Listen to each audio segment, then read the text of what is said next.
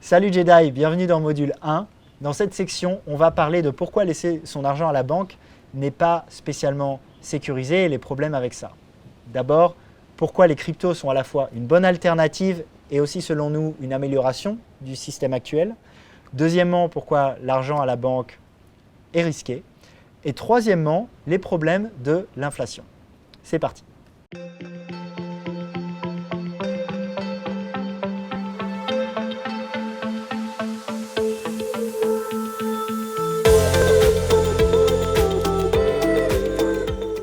Aujourd'hui, on va parler de pourquoi la crypto et pourquoi maintenant.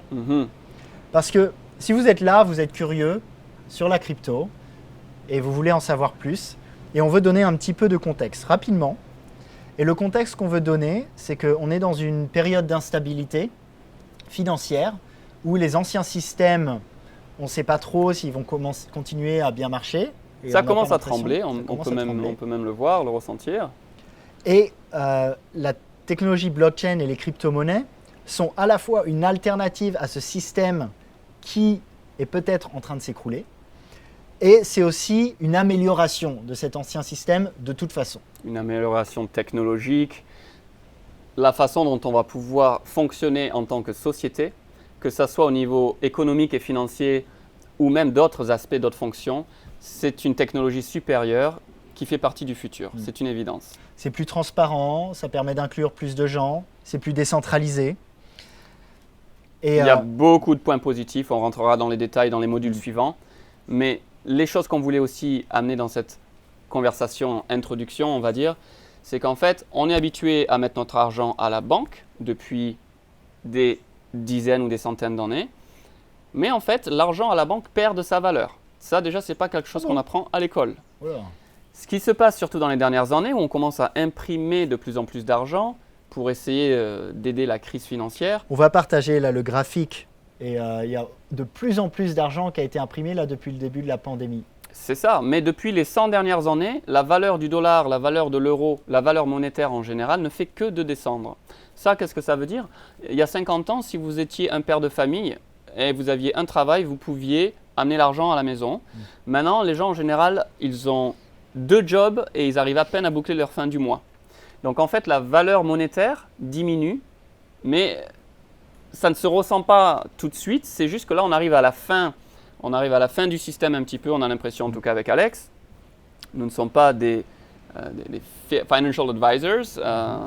Conseillers financiers. On n'est pas des conseillers financiers. On n'a pas de boule de cristal non plus. Oui, on n'en a pas.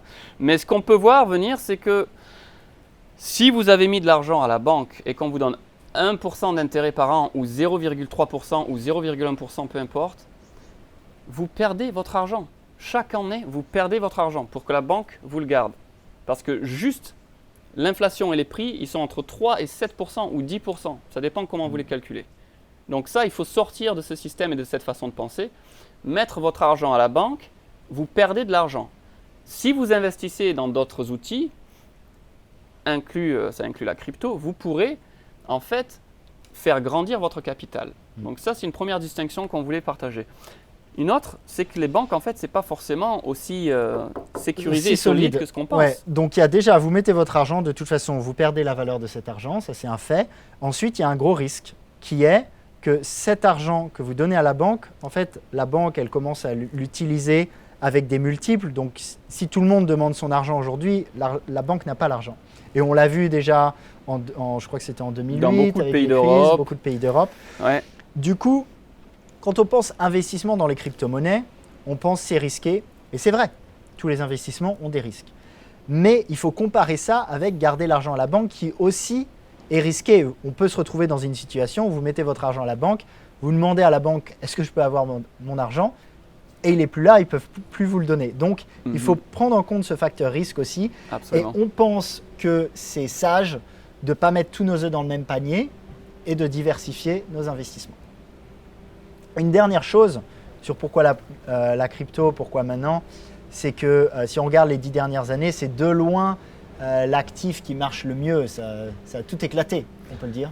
Ça a tout éclaté, effectivement. Si vous aviez investi 1 000 € il y a 10 ans dans les stocks, vous auriez multiplié votre argent par 3 environ. Si vous l'aviez mis dans la crypto, vous l'auriez multiplié par 1000. 1000 euros, 1 million d'euros en 10 ans. Donc ça, c'est un nombre qui est assez choquant. Mais en même temps, c'est juste le début d'une industrie complètement nouvelle et il y a énormément d'opportunités. Avec Alex, on pense que dans les 3 à 5 ans qui arrivent, il va y avoir beaucoup d'opportunités pour faire de l'argent. Donc c'est pour ça qu'on fait ce cours, pour vous mettre à la bonne vitesse.